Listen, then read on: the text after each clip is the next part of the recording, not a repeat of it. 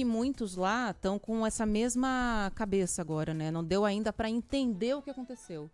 Tamanha a destruição, que agora vai ficando mais nítida. Com o fogo controlado, a gente consegue ver que realmente ficaram as paredes só, né? O resto dentro E destruiu. não é um dono de uma loja grande, sabe? Uma loja gigante que tenha condição de ir atrás de recursos, fazer financiamento para tentar recomeçar, sabe? Esses comércios, para quem conhece, são comércios pequenos, pequenininhos. São box ali, alguns maiores, outros menores, mas é gente que vive na dureza, sabe?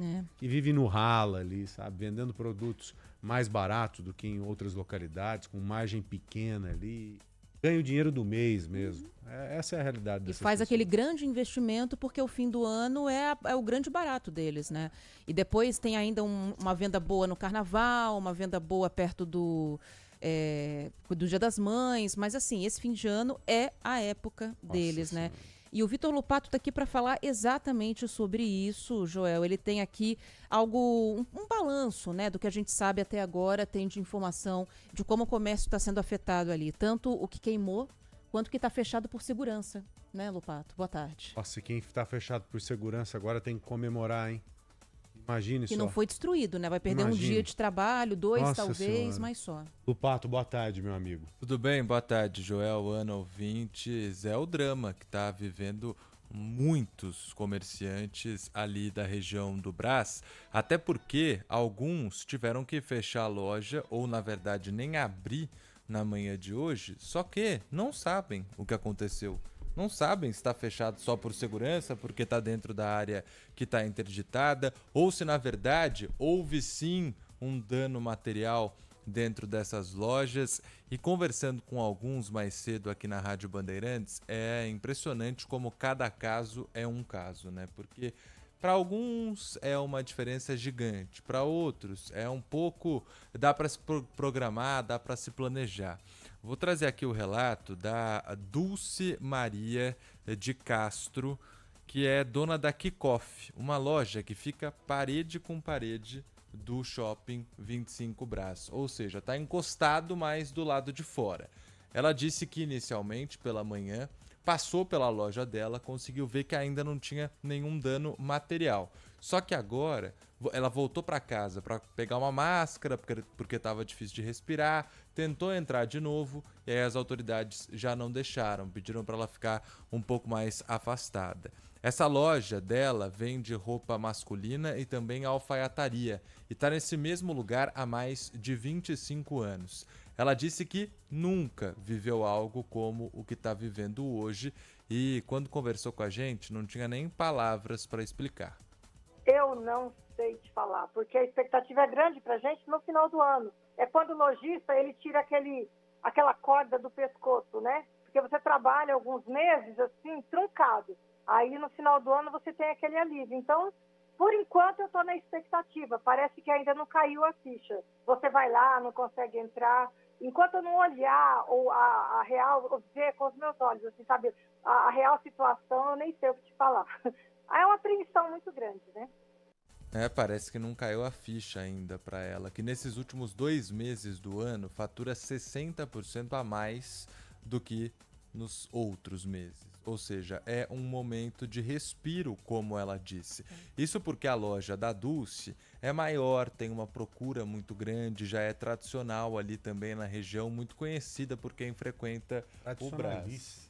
Então, agora... Não só ela, mas o Brás é tradição. Sim. Né? Eu tô me lembrando aqui de quando eu era adolescente, nós descobrimos um alfaiate lá que produzia roupas para uma marca famosíssima. Uma marca famosa mesmo. Ele entregava as jaquetas de couro para essa marca, já ia com a marca da própria. Ele mesmo colocava tudo e entregava só para ela revender. E nós descobrimos esse local e compramos lá jaquetas com 20% do valor dessas marcas. Eu tenho até hoje. Tenho 3 ou 4, deve ter uns 20, 25 anos, estão intactas. Olha. Intactas, assim, e perfeitas. Então isso aí faz parte da vida de quem mora aqui em São Paulo já há muito tempo, de quem nasceu aqui em São Paulo, Lupato. Pois é, e aí a gente também conversou com o José Ivan Ferreira dos Santos. Ele é dono da Ferreira JJ, uma loja de roupas íntimas que fica também encostada no shopping 25 Brás. Ele já tem um movimento um pouco menor, um ticket médio que é mais baixo também e que, segundo o que nos contou, um dia já compromete o mês inteiro dele, um dia sem trabalho. Aqui no Brás, se você ficar um dia fechado sua loja, você já vai trabalhar para só pagar o aluguel, né? Que o lucro da gente é pouco, né? A gente trabalha atacado de varejo e mesmo assim o lucro é pouco.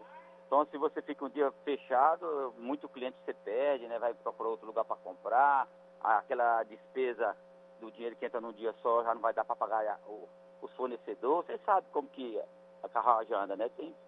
Todo dia você está pagando né? Então, um dia, 2 do mês é seu lucro, né? Mas tá bom, tô com saúde.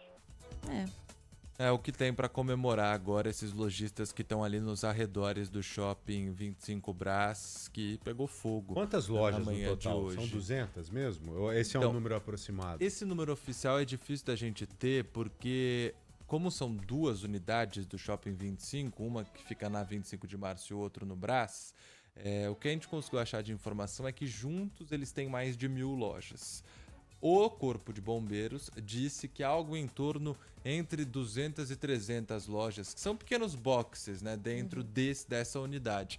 Mas eles também têm dificuldade de contar, porque está tudo destruído ali dentro, né? Quando os bombeiros conseguiram entrar ali no edifício, já estava tudo muito destruído. Quem toma conta de todos esses lojistas da região é a Alobras, a Associação dos Lojistas do Brás. A gente conversou com o Lauro Pimenta, que é o vice-presidente da associação. Meu amigo.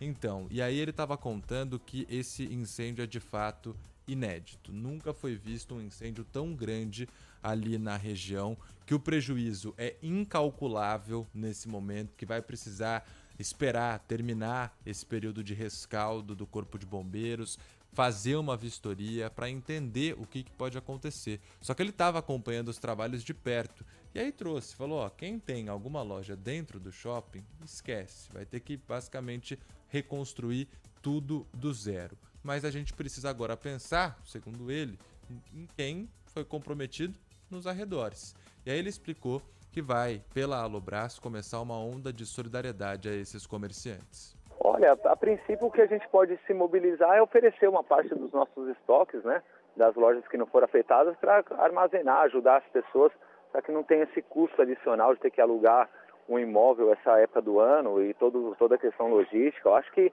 são coisas que a gente vai ter que se reunir, conversar, para não deixar ninguém para trás, né? Uma vez que, uma coisa assim, é um incêndio que a gente não teve dimensões aqui no Brás, né?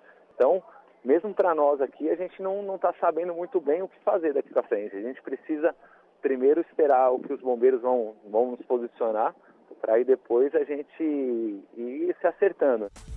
Perguntou para o Lauro também sobre o movimento no Shopping 25 Brás, que é um dos maiores ali daquela região, que já é muito movimentada.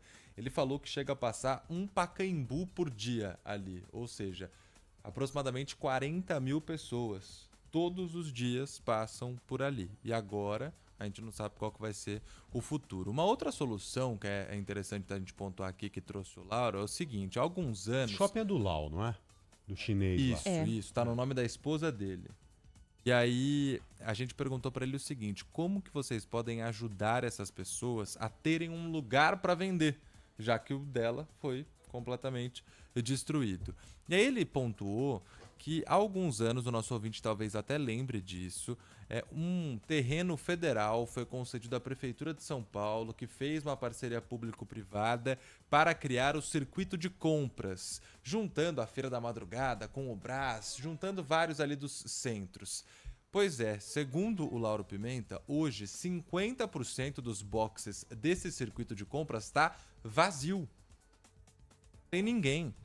E aí ele falou, como foi criado inicialmente como uma política pública para tentar incentivar o comércio legalizado, por que não agora, como uma ajuda pública para esses comerciantes, também não tentam usufruir? Mas são comércios espalhados?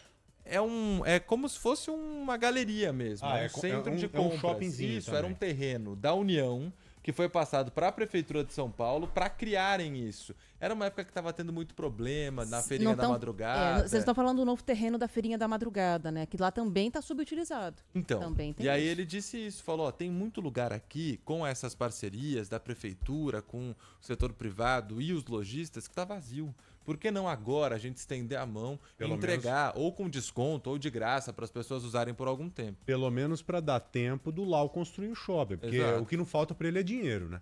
Ele, para levantar esse prédio aí, pode ter todos os problemas, menos dinheiro.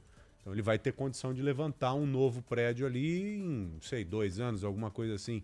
Nesse período é uma ideia mesmo. Nesse período de transição, pensar em ocupar esses espaços e criar uma alternativa para atender ao principal problema que esses comerciantes têm agora, que é dinheiro para comprar o estoque. E o espaço não é nem o problema principal. É um problema, mas o principal é grana para comprar o estoque. Que o aluguel ali naquela região é alto, né? Então, alguns dos comerciantes falaram justamente isso, que é muito difícil. E aí agora a gente tem que esperar esse laudo, por quê? Porque talvez tenha que demolir para começar a subir de novo. Como foi no prédio que pegou fogo na 25 de março. Que demoliram metade dele, né? Então, aí se tiver... Queimou uma semana quase. Então, e aí se tiver que demolir, demora mais o início desse processo de reconstrução, porque aí tem toda a burocracia também para colocar para baixo. O Pato, obrigado, viu? Um abraço para você. Um abraço para você. Intervalinho, né?